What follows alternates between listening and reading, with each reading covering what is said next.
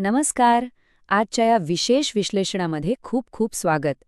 आज आपण भारताच्या इतिहासातील एका अत्यंत गूढ आणि रंजक विषयाची उकल करणार आहोत. आपला आजचा विषय आहे the unconquered sentinel deconstructing Murud Janjira.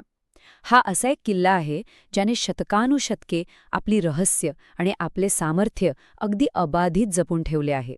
या ऐतिहासिक वास्तूची अशी कोणती वैशिष्ट्ये होती ज्यामुळे हा किल्ला कायमच अभेद्य राहिला, हेच आज आपण सविस्तर समजून घेणार आहोत. चला तर मग थेट मुद्द्यावर येऊया. एका एकट्या जलदुर्गानं भारतातील सर्वात महान साम्राज्यांना शतकानुशतके कसं काय थोपवून धरलं? हा खरोखरच एक चक्रावून टाकणारा प्रश्न आहे, नाही का? इतिहासातील अनेक प्रबळ सत्तांनी याला जिंकण्याचा आटोकाट प्रयत्न केला, पण त्यांना यश आलं नाही.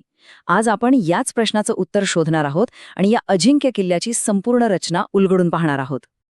पुढे जाण्यापूर्वी आजच्या या विश्लेषणाची रूपरेषा आपण थोडक्यात बघूया. आपण 5 प्रमुख टप्प्यांतून जाणार आहोत. एक म्हणजे भारताचा अजिंक्य जलदुर्ग, दुसरा त्याचा प्राचीन इतिहास आणि बांधणी, तिसरा अभेद्य तटबंदी आणि वास्तुकला, चौथा किल्ल्यावरील तोफा आणि गोड्या पाण्याचं रहस्य, आणि शेवटी जंजिऱ्याचं सामरिक महत्त्व. या रचनेमुळे किल्ल्याच्या अजिंक्यपणाचं रहस्य टप्प्याटप्प्याने उलगडायला आपल्याला नक्कीच मदत होईल. भाग 1. भारताचा अजिंक्य जलदुर्ग. इतिहासाच्या पानांवर हा किल्ला आपल्या अभिद्यतेसाठी सुवर्ण अक्षरांमध्ये नोंदवला गेला आहे. याचं हे स्वरूप नेमकं कसं आहे ते आपण आता पाहूया. सर्वात आधी जंजिरा हा शब्द नेमका आला कुठून? तर हा शब्द अरबी भाषेतील जझीरा या शब्दावरून तयार झाला आहे, ज्याचा साधा अर्थ होतो बेट किंवा आयलंड. या नावावरूनच आपल्याला या किल्ल्याच्या भौगोलिक वास्तवाची आणि समुद्राच्या मध्यभागी असलेल्या त्याच्या अनोख्या स्थानाची अगदी स्पष्ट कल्पना येते. भौगोलिकदृष्ट्या बघायला गेलं तर हा किल्ला रायगड जिल्ह्यातील मुरुड किनाऱ्यापासून अरबी समुद्रामध्ये सुमारे 2 किलोमीटर आत उभा आहे. हे जे पाण्याचं विशाल नैसर्गिक आवरण आहे ना, तेच या किल्ल्याची संरक्षणाची पहिली आणि सर्वात मजबूत फळी होती. समुद्राच्या प्रचंड लाटांनी वेढलेलं हे स्थान कोणत्याही शत्रूसाठी पोहोचायला अत्यंत कठीण होतं. ऐतिहासिक नोंदी पाहिल्या तर एका बाजूला आहेत छत्रपती शिवाजी महाराज आणि छत्रपती संभाजी महाराज यांसारख्या महान आणि पराक्रमी योद्ध्यांच्या सततच्या मोहिमा, आणि दुसऱ्या बाजूला समुद्रात उभा असलेला हा अभेद्य दगडी किल्ला. अनेक प्रखर हल्ले आणि चिवट संघर्ष होऊनही केवळ या किल्ल्याच्या विशिष्ट स्थानामुळे आणि भक्कम बांधणीमुळे तो अभेद्य राहिला. हे ऐतिहासिक तथ्य या जलदुर्गाच्या अतुलनीय ताकदीची साक्ष देतं. भाग 2. प्राचीन इतिहास आणि बांधणी. समुद्राच्या लाटांवर स्वार झालेला हा एवढा मोठा चमत्कार का एका दिवसात नक्कीच उभा राहिला नाही? याची पार्श्वभूमी खूप रंजक आहे. या किल्ल्याची उभारणी कशी झाली याचा वेध घेतला तर 15व्या शतकात स्थानिक कोळी समाजाने स्वतःच्या संरक्षणासाठी इथे सुरुवातीला एक लाकडी किल्ला उभारला होता. त्यानंतर 16व्या शतकात सिद्धी, ज्यांना हबशी म्हणूनही ओळखलं जायचं, त्यांनी या ठिकाणी अत्यंत भक्कम असा दगडी किल्ला बांधला. 17व्या शतकापर्यंत या सिद्धी शासकांनी मुघल सम्राट औरंगजेबाशी हातमिळवणी केली, ज्यामुळे त्यांना मोठं राजकीय पाठबळ मिळालं. आणि नंतरच्या काळात त्यांनी ब्रिटिशांसोबतही धोरणात्मक संबंध प्रस्थापित केले. विचार करा, एका साध्या लाकडी तटबंदीपासून ते प्रादेशिक राजकारणाचा केंद्रबिंदू ठरलेल्या या भक्कम जलदुर्गापर्यंतचा प्रवास खरोखरच थक्क करणारा आहे. भाग 3. अभेद्य तटबंदी आणि वास्तुकला. या वास्तूची भौतिक रचना नेमकी कशी होती, ज्याने मोठमोठ्या आक्रमणांना रोखून धरलं, ते आपण आता पाहणार आहोत. 12 मीटर हा आकडा अत्यंत महत्त्वाचा आहे, कारण तो किल्ल्याच्या भिंतींची उंची दर्शवतो.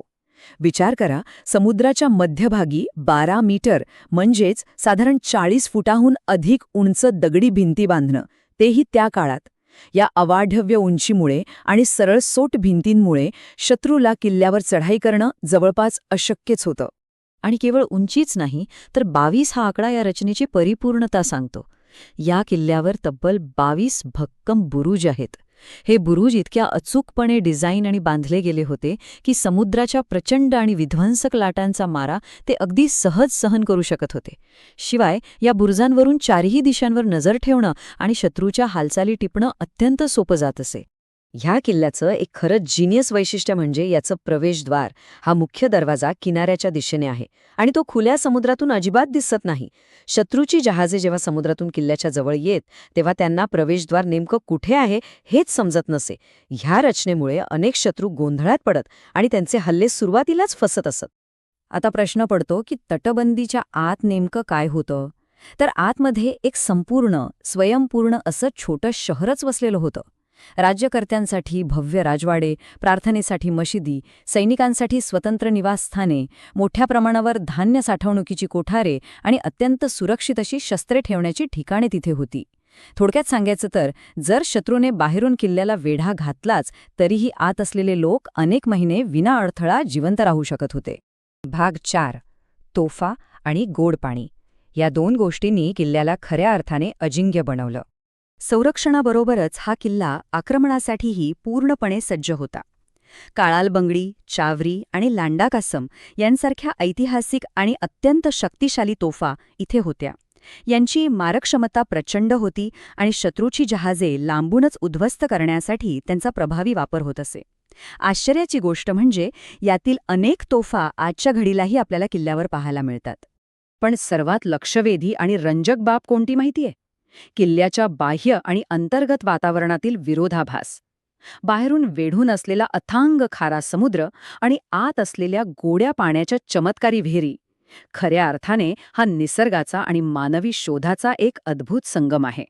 या गोड्या पाण्याचं महत्त्व अजिबात कमी लेखून चालणार नाही. याच गोड्या पाण्यामुळे किल्ल्यातील रहिवाशांना अत्यंत प्रदीर्घ आणि कठोर लष्करी वेढ्यांमध्येही तग धरता आला. अन्न आणि पाणी या दोन प्राथमिक गरजा आतमध्येच पूर्ण होत असल्यामुळे शत्रूने कितीही काळ वेढा घातला तरी तहानभुगेमुळे किल्ल्याला शरणागती पत्करण्याची वेळ कधीच आली नाही. आता आपण या विश्लेषणाच्या अंतिम टप्प्याकडे आलो आहोत. भाग 5. जंजिऱ्याचे सामरिक महत्त्व. ऐतिहासिकदृष्ट्या या विशिष्ट वास्तूवर नियंत्रण मिळवणं इतकं महत्त्वाचं का होतं हे आपण समजून घेणार आहोत. सर्वात महत्त्वाचा मुद्दा असा आहे की हा किल्ला केवळ एक राहण्याचं ठिकाण नव्हता, तर तो लष्करी वर्चस्वाची एक मोठी ताकद होता. जंजिऱ्यावरून प्रमुख सागरी मार्गांवर सहज नियंत्रण ठेवता येत असे. शत्रूच्या नौदलाच्या हालचालींवर इथून पाळत ठेवणं सोपं जायचं. संपूर्ण कोकण किनारपट्टीच्या संरक्षणासाठी हा किल्ला एक भक्कम ढाळ बनून उभा होता आणि हे सिद्धींचं सर्वात मुख्य नौदल तळ होतं. यावरून या जलदुर्गाची अफाट ताकद आपल्या लक्षात येते. आजच्या काळात या किल्ल्याचं स्वरूप कसं आहे? आजही मुरुडवरून बोटीने या किल्ल्यावर जाता येतं. इतिहासप्रेमी आणि छायाचित्रकारांसाठी हे एक अत्यंत प्रमुख आणि विस्मयकारक पर्यटन स्थळ बनलेलं आहे.